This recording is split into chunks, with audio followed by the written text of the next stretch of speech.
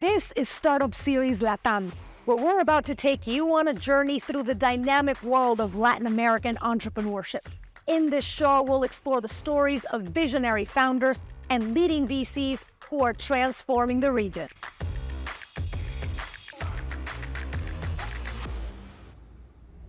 I got excited. I thought it was going to be super easy to just connect the money with the founders that I knew, and I, wanted to help to scale.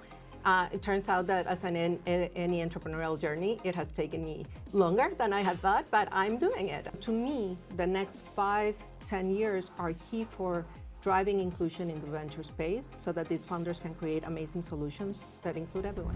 Any emerging manager, meaning Fund 1, Fund 2, Fund 3, we're all very much like any other entrepreneur, except that I tell the founders that they have a product, right? Like they can talk to clients even if they don't have money. They can build. I cannot do anything without the money to invest. Welcome to Startup Series LatAm, where we are inspiring líderes. And today we are so excited to have Laura Maydón, founder and partner of Ascendo, a venture capital fund based here in Miami. Prior to Ascendo, Laura founded Endeavor Miami. And during the time she led the organization, it grew to 23 companies, which generated more than $250 million in revenue, several of which have had successful exits. Laura, you have a master's degree from Harvard Business School. You studied economics in Mexico City. Qué placer tenerte. Bienvenida, Laura. El placer es mío. Thank you so much for having me here. It's an honor. I love it. And Laura, you've been so supportive of my entrepreneurial journey.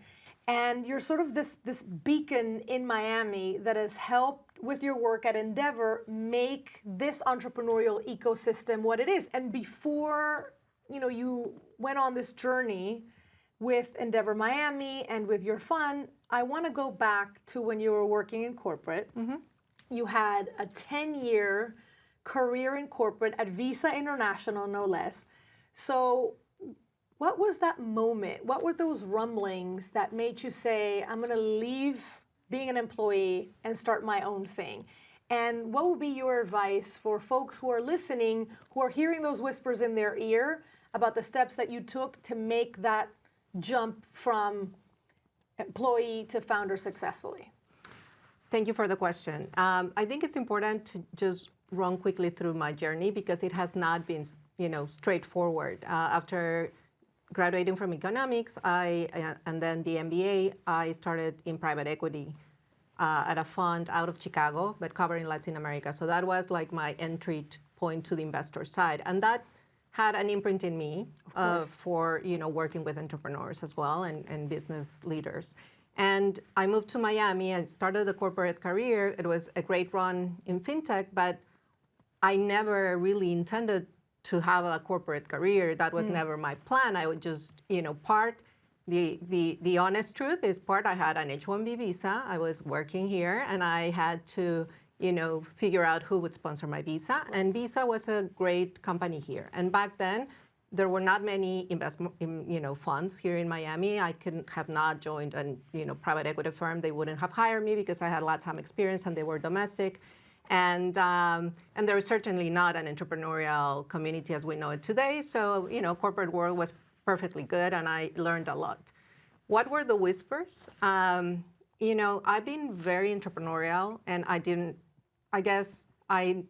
I knew it, but, it manifested within the corporate world in areas that allowed me to be very mobile. So strategic alliances, business development, product development. So I could channel that energy there. I could have not done like a, 8 to 6 desk sitting job. However, I did know I was frustrated, with politics, corporate politics, as a, start going up the ladder, and also the bureaucracy. I'm very impatient. I like to get things done. So, it takes longer for the right reasons because, when you have under corporates are... That's why we're friends. Yet another reason. Patience is not one of my virtues. Is not. And so that was there for a while, but the honest truth is that I was on a plane coming back from, from Chicago, actually. And it was the first Halloween of my youngest. And I always hosted Halloween, like open house, and I Claro, really wanted Mexicana to al be there. fin. Yeah, Halloween is always. important. Exactly. Well, yes. Dia de Muertos. And Dia de Muertos. And I arrived late. My plane was delayed. And on the plane, I was like, you know what? I'm traveling too much. I really want to change. And I wrote what I wanted. And it was amazing. That was when my stomach and my heart were aligned. And I really wanted to do something more purposeful and more connected to what, it was, me and more in Miami, not, I had for 10 years traveled throughout Latin America. So that's what actually prompted the decision to leave. And then I made a plan to leave. And those are the moments where it's a before and after, and you remember being on that flight and writing it down. I still have my notes from that moment. Wow. And it's a description of very much like Endeavor. And I also appreciate that you talked about the H-1B visa. I also had to go through all of that. A lot of the founders that we're interviewing, because they are coming from Latin America and just beginning to establish themselves here in the US, we've had to deal with the broken immigration system. And I think that it's very relatable that you said, it wasn't what I innately wanted to do, but these are steps along the journey that you have to make in order to get to your ultimate goal. So you launched Endeavor Miami, which was, by the way, the first US affiliate of the global organization. But back then, as you said it, Miami was a barren landscape when it came to entrepreneurship, innovation. What made you place a bet on Miami back in the day? And what are the opportunities that you see now in this Miami, LatAm, pan-regional marketplace or playground that we have? Well, first I was lucky to be at the right time, at the right place. I met Peter Kellner, who is co-founder of Endeavor. He told me that they were putting the board together, and it was an amazing board of business leaders, American and Latin American. He convinced me to run for the position, and I was lucky to be the founding managing director of Endeavor Miami. Back then, I had great support. I knew that if Endeavor had done have really driven ecosystems in Latin America and in emerging markets, why not Miami? And I saw the talent. I knew that there were lack of resources, and I knew that Endeavor's mission to really connect the best founders with resources to scale was needed. So Miami back then was very driven by, small business. There was a lot of entrepreneurial activity, but no scale. And Endeavor came at the perfect time. It was 10 years ago. There were many non-believers, but I like to see opportunities where others fail to see. And, that is why also I'm, decided to launch Ascendo, which we will talk after. But back then, it was just connecting the dots. I really believed the mission, and I had a great support system in what, the framework that Endeavor used to support those founders. So that was the start of the journey. The second part of the question was, how do I see the opportunity today? So, 10 years after, or almost 11 years after that, Miami is now, more well-known as an entrepreneurial hub. I think there's still room for growth, and we still need to develop some of the parts of the ecosystem. But I really see the opportunity of the pan-regional, economy, not only, Miami playing a big role, but throughout the U.S. So when you look at the statistics of the U.S. Hispanics, the U.S. Hispanic economy in the U.S., the Latin Donor Collaborative issued a report in 2023. It represents 3.2 trillion in GDP, the contribution of U.S. Hispanics. So, measured as an economy itself, it would be like the 5th country of the world. So when you tie that to Latin America, I really believe that there's a lot of opportunities for founders to tap into both markets, because we're still very connected. We're very connected culturally. There's a lot of, as we talked the other day, cultural nuances that can, favor or affect inclusion, financial inclusion, access to education, health, right? And, you also have some of the largest corridors of remittances, for example, of the world between the US and Latin America. So, I really see a lot of opportunities if we think of it as a pan-regional play. Can I give you like a big, loudspeaker for you to continue to preach this, Laura? Because this is so obvious to you and I, but it's still unbelievable there are people that don't see it. And going back to when you founded Endeavor Miami, you know, it must have been that instinct in your gut where you're like, I know that if I'm here, that if I'm talented, if I see other talent here, I know what this ecosystem can become. And that's one of the, it's a big driver for me. It's a big motivation for many founders when you know that if you put something out there, even though there are naysayers, people will ultimately end up folding once you present it. You know, like, I really saw that Miami could become very different from other ecosystems in the US because of the diversity. We need to work on the inclusion as well. But also, I always like to say, because it's a very important part of me, I was also driven, and I always joke it's my selfish drive, was also I wanted my daughters to grow up in an interesting city. You know, I grew up in Mexico City, and I had a lot of exposure to opportunities, and you know, I wanted them to have like a lot of. And it's this saying that, you know, I love, create the things that you wish existed. You know, if the ecosystem isn't what you want it to be, arremángate and do it yourself. And it's exactly what you've done. And now you've launched Ascendo. So I want you to tell us about the vision behind your fund and what kinds of founders are you looking for now? Yes, so as I was saying, did you know that there's $1 trillion opportunity out there that's currently being ignored? So through Ascendo, I want to invite everyone in. And this is what I'm really tapping into. There's a couple of things of the why I launched Ascendo. I stepped down from Endeavor, I took time off. Founders kept coming for advice. A lot of women kept coming for advice. And I love working with founders.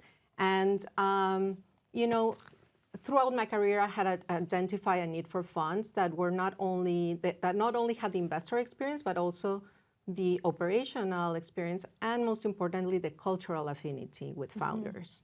Then all the statistics were published on the funding gap that existed within certain segments, and I saw that as a market asymmetry. I studied economics, so I see those opportunities. I really thought that I would, you know, to me, that was an asset. I had access to founders from all backgrounds, and I knew, you know, Endeavor has proven entrepreneurs from all backgrounds can be successful. So that was really my call to action, especially when I saw the struggle that some of the founders were having still in Miami, especially fundraising, but not only that, the massive gap statistically.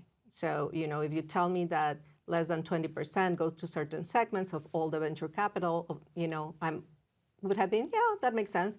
But when you look at less than 3% go to Black and Latin founders, less than 2% go to women, then you're like, okay, that's not possible. There's pipeline. And you couple that with a $3 trillion opportunity. Only on the Hispanic, then you add the female, and then you add other segments, and it's massive. And it's even bigger. And so I got excited. I thought it was gonna be super easy to just connect the money with the founders that I knew, and I, you know, wanted to help to scale.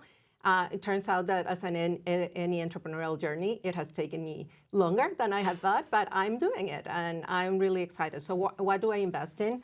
I invest in founders that come from underfunded segments, so basically either Black, Latin, or female founders for the most part. But I really focus on technologies that are addressing the needs of these growing demographic segments in the US. So I think we're at a unique moment in time, not only because of the $1 trillion economy out there. So these groups are increasing their economic power. They're a very critical part of the economy. I mean, if we want to continue growing in the US, we need them to include them. And then also there's a massive shift in technology. So to me, the next 5-10 years are key for driving inclusion in the venture space so that these founders can create amazing solutions that include everyone. So let's talk about some of those gaps that exist. Only 3% of venture funds go to companies led by women. Why do you think that is? And what stereotypes are you challenging by being una Mexicana who is behind a fund like Ascendo? You know, I embrace our differences. I think, you know, as an economist, my first drive is to explain it rationally, right? It's very hard to explain it rationally when the gap is so massive, as I said before. But I do think there's a reason why the gap, has been preserved for a long Correct. time, because it doesn't move, right? So, there's been a lot of studies that, of course, female-led funds tend to invest more in women. Not only that, it's like diversity actually helps outperform funds. So, Goldman Sachs, Harvard Business Review, there's plenty of studies that show that when the funds increase female decision, makers in their firm, so they become partners. Not only they're investing in a more diverse pool of founders, but they also actually are performing better. And so why? Because diversity leads to innovation, and because it's part of the consumer profile that the U.S. has, right? So you can only think that these founders are best positioned to do that. So how are we gonna really make big swings to move the needle? Well, we need more people like me and like others that are really being intentional. Why the gap preserves? I think it preserves more in earlier stage. Okay. And in a very simple way to explain it, investors are always trying to de-risk. You would think that investors are the most risk takers. They're actually the opposite. They're also making the decisions to de-risk the investment. And how are you going to de-risk it? The person is very important early stage, because you don't have a business and the business is going to change. So what are you going to, bet on? People that you understand, that you are connected, that your pattern recognition thinks that it's going to make it because you've seen others that made it the same. So I think that makes sense for how, the venture world has grown, in the US, mostly Silicon Valley.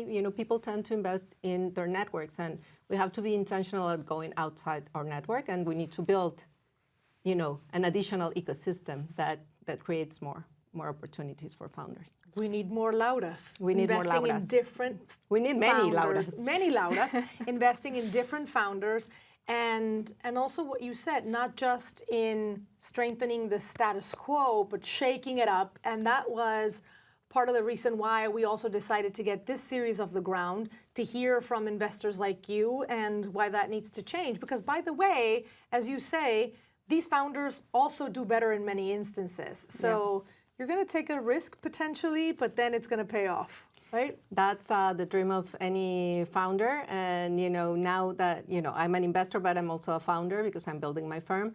And that's the goal. The goal is to grow and to have, the good news is that there are others, and we're very connected too. So we just need to build that ecosystem.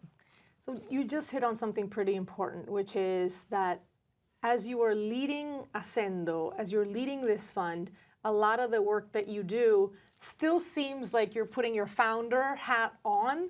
So tell me about that. Well, it's, any emerging manager, meaning Fund 1, Fund 2, Fund 3, we're all very much like any other entrepreneur, except that I tell the founders that, they have a product, right? Like they can talk to clients, even if they don't have money, they can build. I cannot do anything without the money to invest. So, that's the difference. But, I have many shared experience with founders. And honestly, my experience at Endeavor working with founders has helped me a lot to keep my north. So, what's the experience is, there's a lot of passion. I have to connect with my purpose every day to like guide me to continue building. There's a lot of struggle. There's a lot of ups and downs. I'm also running against the statistics, right? So, I already told you there's, less than 18% of funds that have female partners. That also, across asset classes, there's very few females, which means that there's less money for funds like me. So, we're creating something different, and it's gonna take time for people to see it, but the ones that do will get that $1 trillion opportunity. What has been the most challenging aspect of getting this fund off the ground? Well, I think my expectations on timing. I started at the best time when the market actually came down. So, I kind of missed the wave of like super happy fundraising in 2021. I started in 2022. So, that was challenging. But I think that it's just patience building the firm, understanding, knowing the industry, understanding where are the relationships, the connections. So that's part of the journey, and also just being true to myself, you know. And I think the most challenging is patience with time. It takes time to build, and the second is, you know, my want to have more people join me, but you know, I need to wait until get to a certain scale. So that's it. Those are the two challenges. And I think that's amazing what you said about staying true to yourself, which you have, you know, leaving something as successful as Endeavor Miami after six years to start, you know, Ascendo from scratch. That's being true to your calling. It's pretty bold what you did. We talked about founders who are male. The VC world is also pretty male dominated. You see that in the conferences that you and I attend. I think 1 in 4 funds in the US only is led by women. So tell me about challenging that stereotype as an investor, especially when you walk into a meeting in a place like Mexico, you know, where you're from.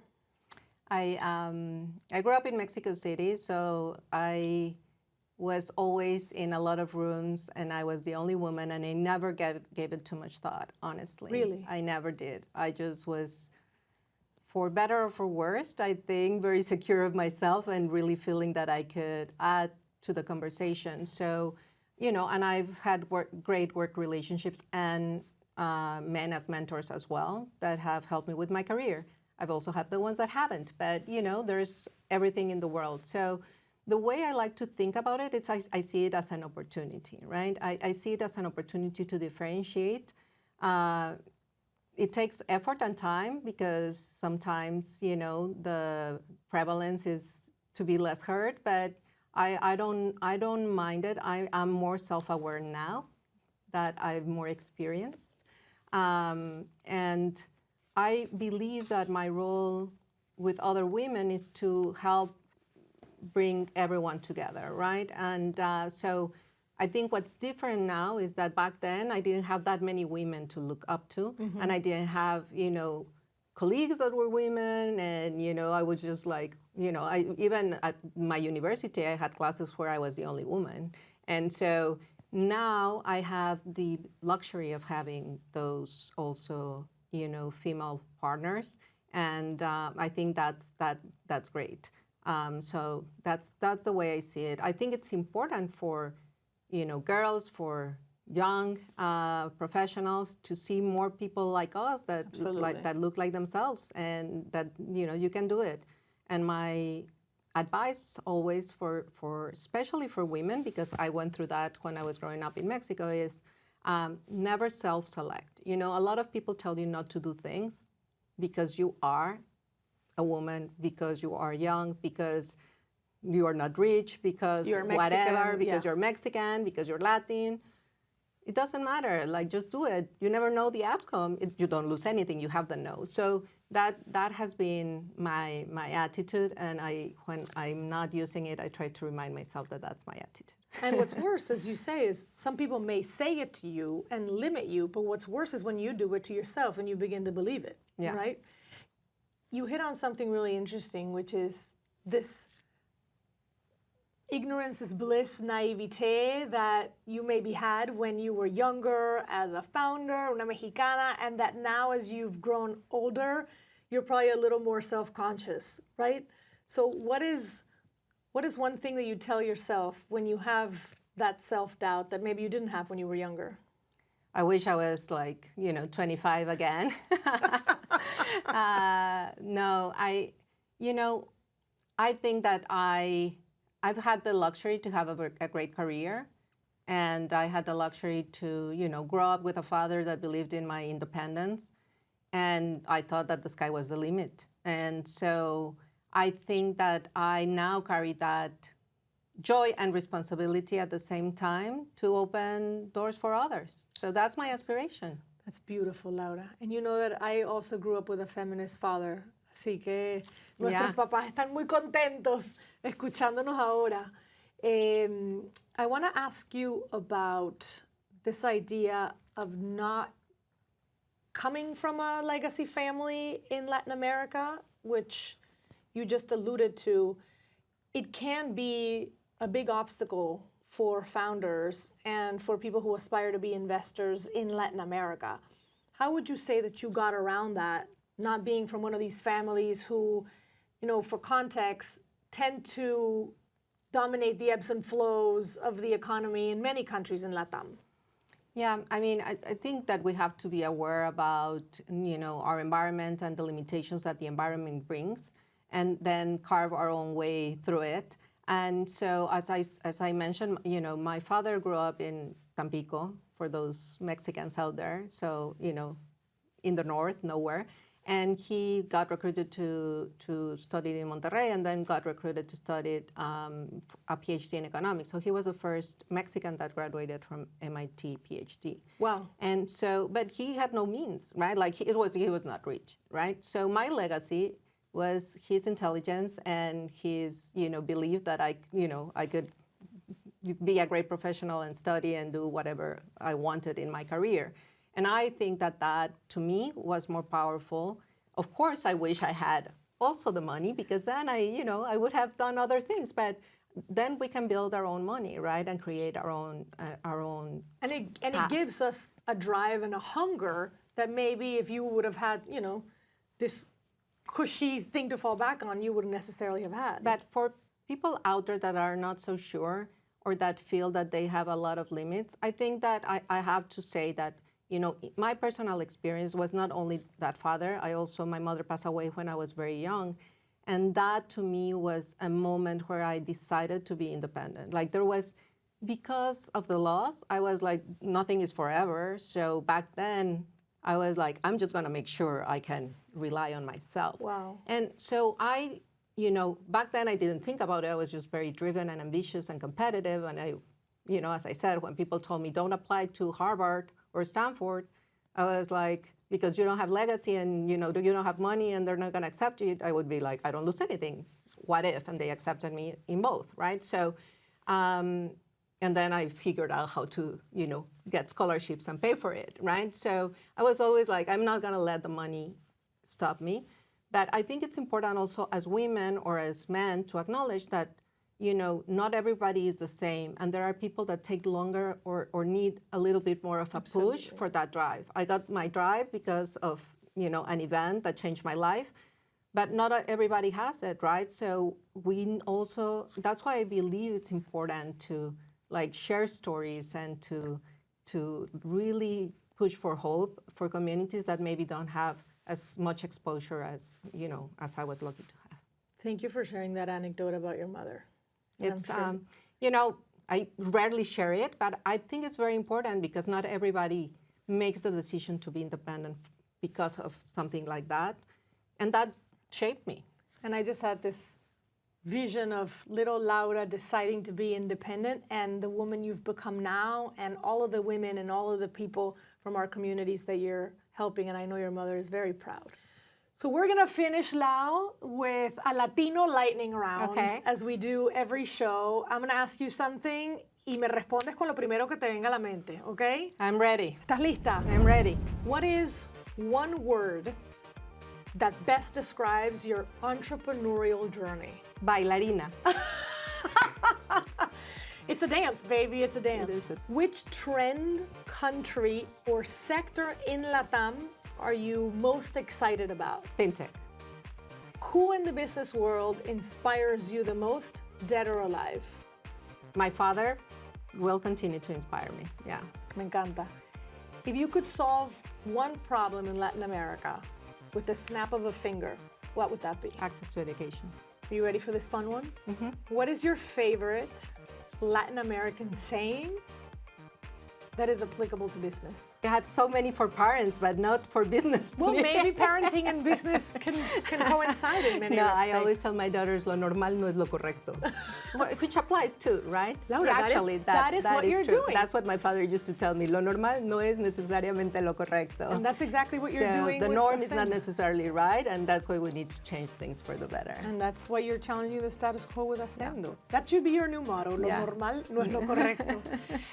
Final question. question. Top Latin American song to unwind after you've had a very stressful day. La vida es un carnaval. De Celia Cruz. Yeah. Fue un carnaval entrevistarte, Laura Maydón. Gracias. Thank you for this. Gracias, me encantó estar aquí.